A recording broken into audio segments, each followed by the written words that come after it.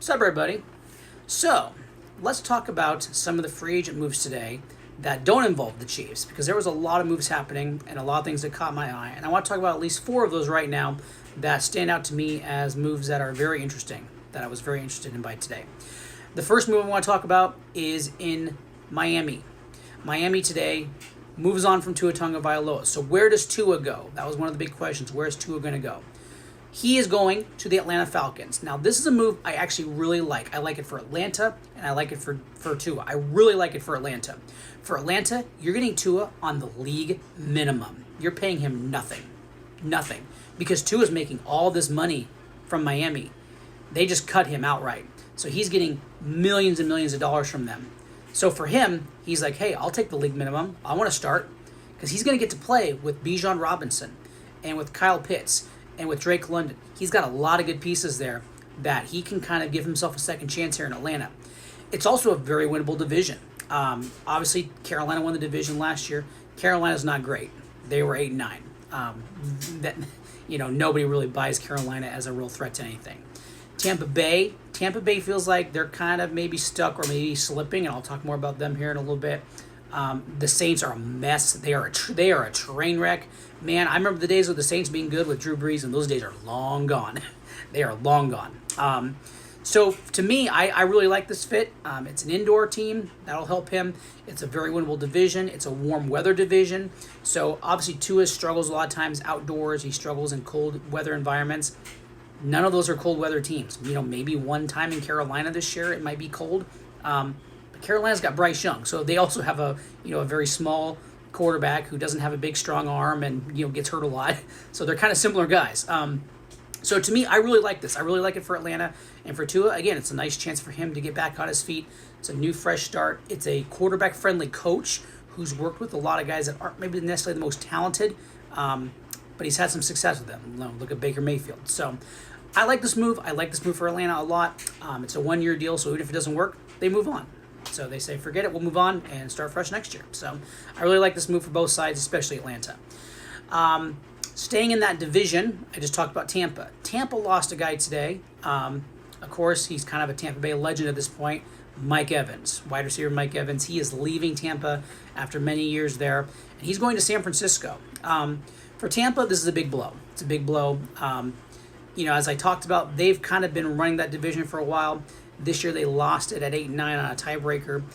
It feels to me like they are starting to slowly kind of slip out of this thing. I feel like Atlanta's taking a step forward. Carolina obviously took a little step forward. It feels like they're kind of it might be kind of over for them. And they may need to kind of reconsider maybe starting this thing fresh next year, moving forward with some different plans. I don't know. It's just me. I think they're maybe kind of heading in the wrong direction. So losing Mike Evans is a big blow. It's definitely a big blow.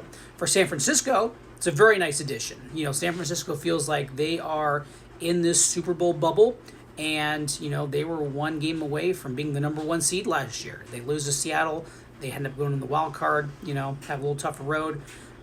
They were close. They were very close. Adding a Mike Evans, if Mike Evans is healthy and playing, he makes a difference. He makes a difference, and maybe he wins. Maybe he helps win that game against Seattle. So I think it's a good move for them. I think it's a good signing. Again for Tampa, I think it's a blow for them for sure. Going back to Miami, so a lot of stuff going on in the South here. Going back to Miami, they replaced Tua today with Malik Willis. Malik Willis, of course, was the backup in Green Bay. He was the former quarterback for the Titans. The Titans drafted him a couple years ago. Never really panned out there. Has been a backup, went to Green Bay, backed up Jordan Love.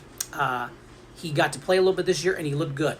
He looked very, very admirable, looked very competent, showed a lot of positive signs. So, and obviously there's connection there with Hafley, who was the coordinator in Green Bay. He was a defensive coordinator, so he knows Malik. It made a lot of sense. That move made a lot of sense that he's going to go there on a 3-year deal, $67 million. So makes some sense.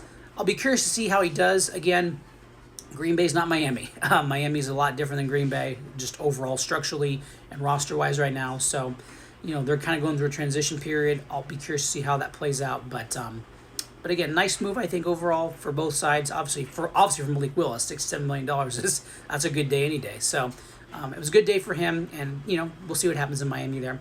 And then the fourth move that really caught my eye, and this one really caught my eye, was the Raiders. The Raiders went out and stole the center from the Ravens, Linderbaum. And this is a big move. They made him the highest paid center in NFL history. Passing Creed Humphrey. Creed Humphrey was at the time the highest paid center. Now he is in Las Vegas. This is a big move. This is a very big move. Obviously, they're going to get Fernando Mendoza, and they want to have somebody there who is really, really good, really, really capable of playing and blocking and protecting him, and also just smart and savvy. I heard a lot of people today talking about, if Fernando's having any issues with like communication and getting plays in and making adjustments. Having him there at center is really going to help him and really going to help kind of steady the storm a little bit and help ride the ship out. So I think that's a big-time signing. Obviously, they paid a lot of money, like the highest ever money for him. But I think it's a good move. I think it's a good move for them. I really think the Raiders, and again, as a Chief fan, this pains me, but I really think the Raiders are moving things in the right direction here. I like what the Raiders are doing. I would not be surprised. It's early, and, it's only March, but I would not be surprised to see that division flip entirely next year. I could see the division going something like the 3 and 4 teams, the Raiders and the Chiefs, moving into first and second, and the Chargers and Broncos both going into third and fourth. That's my hot take, but I would not be surprised by that. I think the Chiefs are due for a bounce back, and I think the Raiders are moving in the right direction. Whereas like the Broncos and the Chargers just always kind of feel like they're just, I can't really invest in them all the way. And the Broncos, man, they were lucky this year. They had a lot of good breaks go their way. I would not be surprised to see a flip. I would not be surprised at all by that. So those are 4 moves. Those are 4 moves today that really stood out to me, that I was interested in, that I thought would be, that would definitely be some difference makers for their teams. A lot of moves happened. But those were 4 that really stood out to me besides Chief moves that I thought could move the needle a little bit. So tell me what you think. Were there any moves I didn't mention that you thought were big-time deals? Any of those that you liked, that you didn't like? Tell me what your thoughts are. Leave them in the comments. I can't wait to hear them. Thanks for watching, everybody, and have a good one.